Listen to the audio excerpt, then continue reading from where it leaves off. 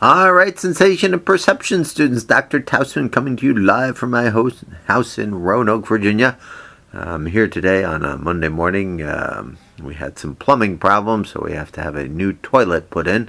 I don't know how I can possibly tie this to Sensation and Perception, but I don't know. The other thing I wanted to say is this will be the last recorded acoustic lecture series for you, and I want to apologize to all of you that I had you get that disc, which the last time I taught this course 5 years ago, the disc was very useful and we used it. Obviously, you saw this time we did not. I think that's just a time parameter thing. The disc did not work correctly for me. I think computers over the last 6 years have become updated, thus making this not as relevant. So I just wanted to make those opening comments to you. Your job with what you're going to be hearing in this situation is I'm going to go over each of the 3 discussion boards, and you should have your book chapters with you. I will add comments and thoughts to what you had there, and you should basically make a typed out outline of all the key details, and you'll have some time to send and post some drafts. So hopefully this makes sense to you, and that's just my opening salvo on things. Why don't we actually move into then Chapter 5 and the Gestalt psychology situation. And first, let me give you the background. And once again, you just want to have a good detailed outline. The author of this book, Goldstein, is from Pittsburgh. So you see a lot of Pittsburgh pictures, like on page 100. They show downtown Pittsburgh, so a lot of this stuff was done in Pittsburgh, and there were a lot of good cues there. I wanted to move it into the realm of Gestalt psychology, though. The Gestalt psychologists, basically, to summarize their position, there were a lot of people in this country who were thinking that all you need to do to figure out perception is kind of go from a bottom-up way, that the whole was equal to the sum of its parts. And so what the Gestalt people spent a lot of time doing was showing how that really wasn't true. That you just couldn't look at individual parts and add them up to get to the whole, that there was something more that happened when you looked at the whole thing. And so illusions was a big deal for them to figure this thing out. So if you turn your books to page 105, the first one that they show that I didn't ask you to discussion board on was the Necker cube, which is a perfect example of they're actually just a series of lines and white lines, but they're actually perceived as a box. And this is simply an allusion to showing that for the laws of perceptual organization, pragnance, similarity, which you should outline in your outline for me, good continuation, proximity, common region. Just put in your outline the information about connectedness, synchrony, and common fate, and that usually explains a lot of things. The illusions that we had here. What did we have here? The Dalmatian illusion. If you look at just the dots, you can't see anything, but then it's kind of that idea that the perceptual organization of some of these informations leads to you having this. There's perceptual segregation, as some of you said, and that kind of gives you the reversible figure ground situation, for the Dalmatian going on there. For the, what's the next one?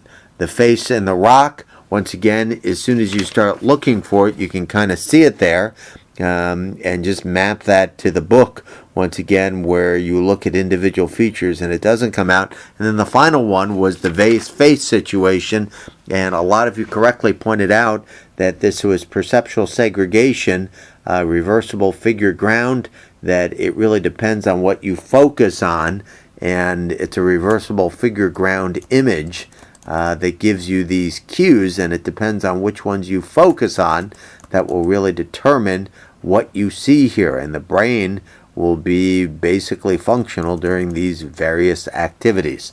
So if you put this in your outline and these common factors and these laws of continuity, that's really what the Gestalt perspective was all about. If you go on in your book to page 110, recognition by components was kind of the opposite, just to add up the parts and get to the whole was the idea.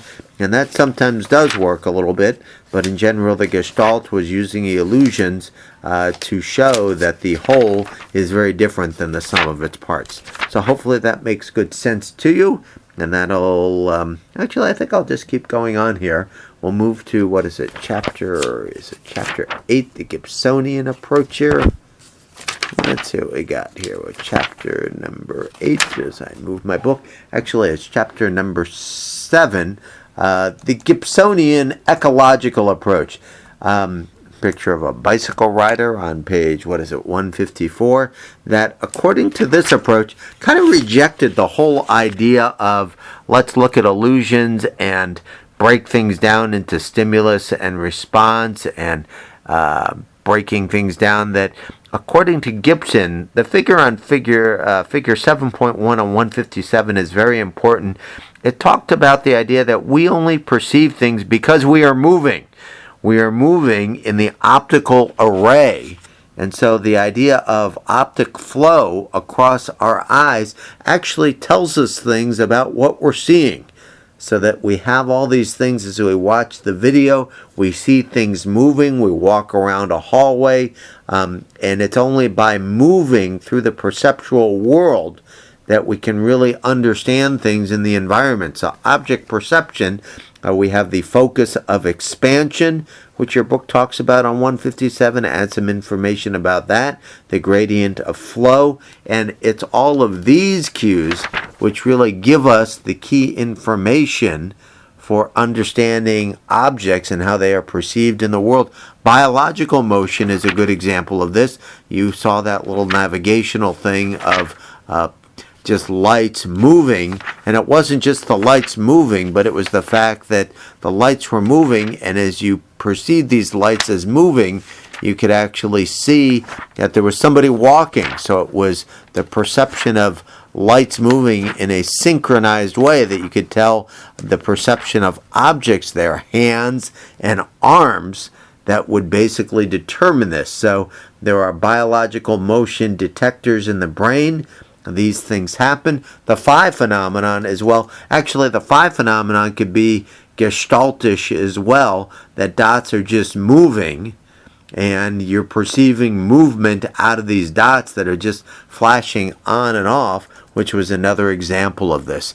If you turn to books to 161, it talks about some brain neurons that they've actually found on 161, neurons in the medial superior temporal lobe that respond best to things that are moving, which would be part of it. And then on page 168, got a lot of airplay for a while, the idea of mirror neurons. A mirror neuron is if you even see somebody else move something, it seems that your brain will pick up on somebody else's movements, and there'll be neurons that fire in a monkey's brain that correspond to that. So that kind of covers the neurobiology of movement. Let me kind of get to the last one here, which is depth and size situations here. If you turn your book to page, 231, kind of the last chapter of things here for me in this class. Perceiving depth and size in chapter 10, I would ask you to please outline the ocular, motor, monocular cues. We know with pictorial cues, if one thing is blocking another thing, that the object that is doing the blocking is closer to us. Relative height, when objects are above the horizon and lower in the field, sometimes they appear taller. So outline occlusion, relative height, relative size, and perspective convergence in your own word. You can see some of the figures of some of these cues going on. A texture gradient, very interesting. Atmospheric perspective, outline those. Texture gradients, the idea that we perceive more depth as we see less texture going on. Motion parallax is another interesting thing. If you've ever been on a bicycle like me, if you're biking right near something, it appears you're going really, really fast. But if you look in the distance, it looks like you're going absolutely nowhere.